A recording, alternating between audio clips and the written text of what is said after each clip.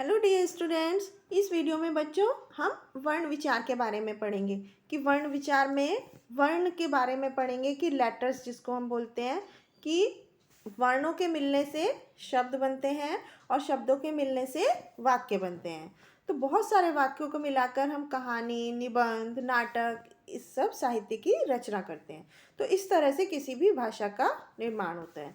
तो ये बात एकदम स्पष्ट है कि वर्ण ही भाषा की मूल इकाई है, अर्थात हर एक भाषा के अपने वर्ण होते हैं और वर्णों को हम उनको टुकड़े नहीं कर सकते हैं। वर्ण भाषा की सबसे छोटी इकाई होती है, जैसे भाषा की सबसे छोटी इकाई जिनके और ज़्यादा खंड नहीं हो सकते, अर्थात टुकड़े नहीं हो सकते, उनको हम वर्ण कहते हैं।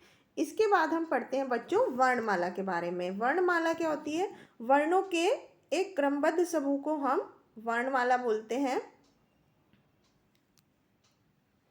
हिंदी भाषा में लिखने के लिए जो चिन्ह प्रयोग किए जाते हैं, जो निशान प्रयोग किए जाते हैं, उनके समूह को हम वर्णमाला कहते हैं। और वर्णों के भेद, वर्ण कितनी तरह के होते हैं? उच्चारण के आधार पर, अर्थात बोलने के आधार पर वर्णों को दो भागों में बांटा गया है, स्वर और व्यंजन। सबसे पहले हम स्वर के बारे में पढ़ते हैं।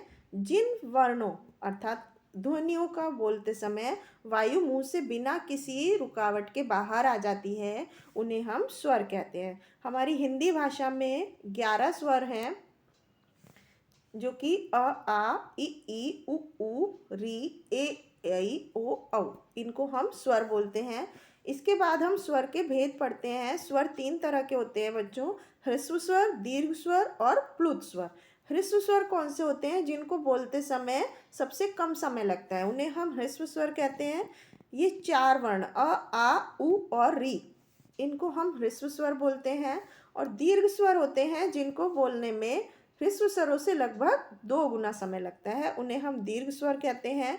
आ, बड़ी ई, उ, ए, ऐ, ओ, औ, ये दीर्घ स्वर के अंतर्गत आते हैं। और इसके बाद बच्चों हम प्लुत स्वर पढ़ते हैं।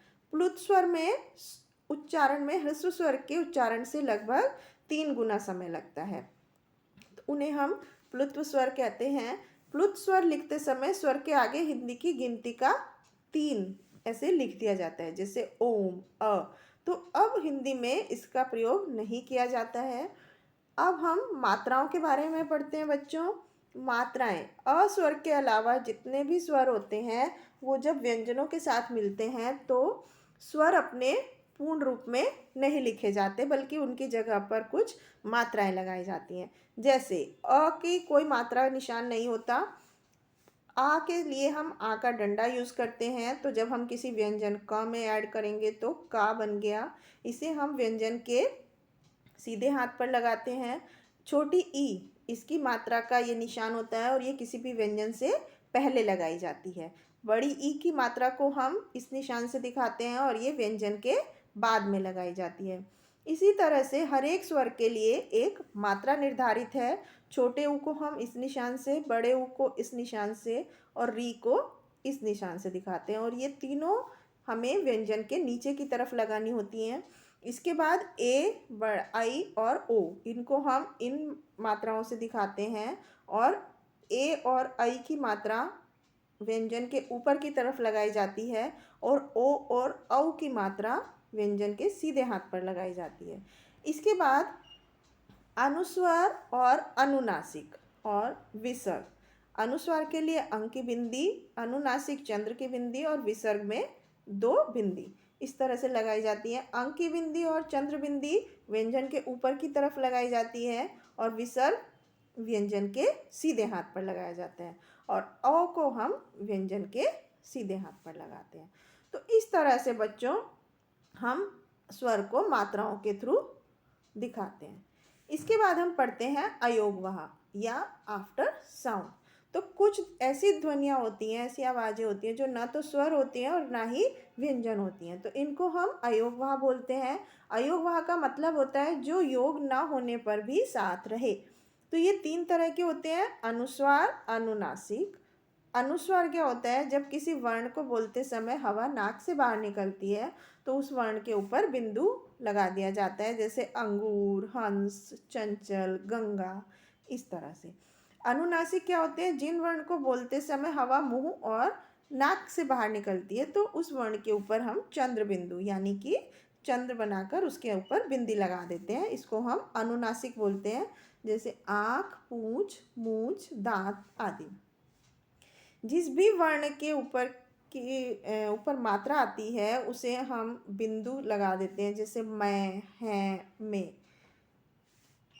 इसके बाद होता है विसर्ग। विसर्ग क्या होता है? जिसका निशान है दो ऐसे बिंदु ऊपर नीचे लगाते हैं और इसका उच्चारण ह के तरह से होता है और ये हमेशा शब्द के आखिरी में ही प्रयोग होता है, जैसे अतः, प्रायः, पुनः, इस तरह से। इसके बाद हम बच्चों पढ़ते हैं व्यंजन के बारे में। तो जिन वर्णों को बोलते समय हवा, रुकावट या घर्षण के साथ टकरा करके मुंह से बाहर आती है तो उसे हम व्यंजन बोलते हैं। व्यंजनों को बोलना बिना स्वर से हम की मदद के नहीं बोल सकते हैं। व्यंजन को बोलने के लिए हमें स्वरों की ज़रूरत होती है। अब हम पढ़ते हैं व्यंजन कितनी तरह के होते हैं। हिंदी वर्णमाला में 35 व्यंजन होते हैं जिनको 3 भागों में बांटा गया है: स्पर्श व्यंजन, अंतस्थ व्यंजन और ऊष्म व्यंजन। तो सबसे पहले हम स्पर्श व्यंजन के बारे में पढ़ते हैं। जिन व्यंजनों को बोलते समय हवा निकलने से पहले मुंह के किसी न किसी भाग में छूती हुई बाहर आती है उसे हम स्पर्श व्यंजन बोलते हैं। क से लेकर म तक के 25 व्यंजन स्पर्श व्यंजन हैं, जैसे क वर्ग, च वर्ग, ट वर्ग, त वर्ग, प वर्ग। ये सभी स्पर्श व्यंजन है क्योंकि इनको बोलने के समय वायु मुंह से निकलने से पहले किसी न किसी हिस्से को छूकर बाहर आती है। ड़ और ढ भी स्पर्श व्यंजन है। इसके बाद हम पढ़ते हैं अंतस्थ व्यंजन। कुछ व्यंजनों को बोलने में जो स्वर और व्यंजन के मध्य का होता है, जैसे इन्हें हम अंतस्थ व्यंजन बोलते हैं, जैसे य, र, ल, व। ये 4 व्यंजन अंतस्थ व्यंजन कहलाते हैं। इसके बाद हम पढ़ते हैं बच्चों ऊष्म व्यंजन। कुछ वर्णों को बोलते समय हवा मुंह में टकराकर गर्मी पैदा करती है, इसलिए इनको हम ऊष्म व्यंजन बोलते हैं, जैसे श, श, स और ह। इसके बाद कुछ अलग ध्वनियाँ होती हैं।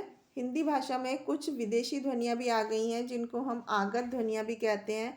इनको पहचानने के लिए कुछ अलग चिन्हों का प्रयोग किया जाता है, जैसे शब्द कॉपी को हम लिखने के लिए ऊपर अर्धचंद्र बना देते हैं। ये अंग्रेजी भाषा के शब्द हैं। डॉक्टर लिखने के लिए हम ऊपर अर्धचंद्र बना देते हैं। ज़मीन लिखने के लिए हम, ये फारसी का शब्द है, हम वर्ण के नीचे बिंदु लगा देते हैं, जैसे ज के नीचे यहाँ पर बिंदु लगाया है। तो ये इनको हम आगत ध्वनियाँ बोलते हैं। तो इसके बाद हम अगला पढ़ते हैं बच्चों संयुक्त व्यंजन। संयुक्त व्यंजन मतलब जो दो अलग अलग व्यंजनों के जुड़ने से बनते हैं उन्हें हम संयुक्त व्यंजन कहते हैं, जैसे श प्लस र श्र, क प्लस श अक्ष, त प्लस र त्र और ज प्लस या ज्ञ। तो इस तरह से इन संयुक्त व्यंजनों से हम अलग अलग शब्द जैसे श्रम, क्षत्रिय, पत्र, यज्ञ, इस तरह से अलग अलग शब्द बना सकते हैं। कभी कभी स्वर रहित व्यंजन और स्वर वाले व्यंजन भी आपस में मिल जाते हैं, इनको भी संयुक्त व्यंजन ही कहते हैं, जैसे स्वास्थ्य, प्यार, मुक्त। इसके बाद हम पढ़ते हैं द्वित्व व्यंजन।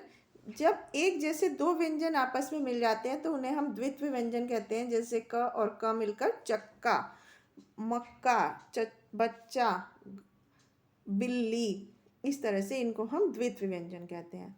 इसके बाद हम पढ़ते हैं बच्चों अल्प प्राण और महाप्राण व्यंजन। अल्प प्राण व्यंजन क्या होते हैं? अल्प से मतलब है थोड़ा या कम, और प्राण से मतलब है प्राणवायु जो कि सांस लेने के काम करती है। तो जिन व्यंजनों के बोलने में प्राणवायु की मात्रा कम होती है और कमजोर होकर निकलती है उन्हें हम अल्प प्राण व्यंजन कहते हैं। स्पर्श व्यंजनों में प्रत्येक वर्ग के, जैसे क वर्ग, ट वर्ग, त वर्ग, च वर्ग, पहला, तीसरा और पांचवा वर्ण जो होता है वो अंतस्थ और अंतस्थ व्यंजन, ये अल्प प्राण व्यंजन होते हैं। अल्प प्राण व्यंजनों के बोलने में ह कार ध्वनि का छुपाव रहता है, जैसे क पहला, ग तीसरा, अंगा अंतस्थ, च ज इया, ट ड ण, त द न, प ब म, य र ल व। तो ये अल्प प्राण व्यंजन है। इसके बाद बच्चों हम पढ़ते हैं महाप्राण व्यंजन। तो महा से मतलब है बहुत ज़्यादा। तो जिन व्यंजनों के बोलने में वायु की मात्रा अधिक होती है और ज़्यादा तेज से बाहर निकलती है उसको हम महाप्राण व्यंजन बोलते हैं। स्पर्श व्यंजनों में हर एक वर्ग का दूसरा और चौथा वर्ण तथा ऊष्म व्यंजन महाप्राण व्यंजन होते हैं। हकार की ध्वनि इसमें सुनाई देती है, जैसे ख, घ, छ, झ, ठ, ड, थ, ध, फ, भ, श, स, ह। तो इनको हम महाप्राण व्यंजन बोलते हैं। अब हम इसके बाद कुछ वर्णों के उच्चारण स्थान देखते हैं, जैसे कि कहाँ से वो आवाज़ निकलती है। उच्चारण स्थान तालिका यहाँ पर एक टेबल बनी हुई है। जैसे कंठ मतलब गले से जो आवाज़ निकलती है, अ, आ, क, ख, ग, घ, ङ, ह और अह, ये कंठ्य इनको वर्ण का नाम दिया है क्योंकि ये गले से आवाज़ निकलती है। तालु से जिन वर्ण की आवाज़ निकलती है उन्हें तालव्य बोलते हैं, जैसे ई, च, छ, ज, झ, इया, य, श। मूर्धा, ये मूर्धन्य जैसे री, टी, ट, ठ, ड, ढ, ण, र। दांत मतलब दांत्य वर्ण नाम दिया है जिन्हें दांतों से छू करके त, थ, द, ध, न। इस तरह से होंठ से छू करके ओष्ठ्य, नासिका मतलब नासिक्य वर्ण से नाम दिया गया है जिसमें बोलने के लिए नाक का इस्तेमाल होता है, अंग, अह, अंगा। कंठ तालु मतलब गला और तालव्य, कंठ तालव्य इनको बोलते हैं। कंठ ओष्ठ मतलब कंठोष्ठ्य, गला और होंठ दोनों का इस्तेमाल होता है। और दंत ओष्ठ मतलब दंतोष्ठ्य, दांत और होंठ व। तो इस तरह से अलग अलग वर्णों का व्यंजन का स्थान है। इसके बाद बच्चों हमने देखा कि क्या किस तरह से हमने इस लेसन में अलग अलग चीज़ें पढ़ी वर्णों के बारे में। तो एक बार हम फिर से दोहराते हैं कि वर्ण क्या होते हैं। भाषा की सबसे छोटी इकाई जिसके टुकड़े न किए जा सकें उसे हम वर्ण कहते हैं। और वर्णों के व्यवस्थित या क्रमबद्ध समूह को वर्णमाला कहते हैं। वर्ण दो तरह के होते हैं, स्वर तथा व्यंजन। और वर्णों का उच्चारण मतलब बोलना किसी अन्य वर्ण की सहायता के बिना होता है तो वे स्वर कहलाते हैं। और स्वर के लिए एक निश्चित चिन्ह यानी मात्रा दी हुई होती है। और जिन वर्णों को बोलने में स्वरों की सहायता की जरूरत पड़ती है उन्हें हम व्यंजन कहते हैं। तो आशा है बच्चों आपको इस पाठ में समझ में आया होगा वर्ण के बारे में जो बातें बताई गई हैं। Thank you.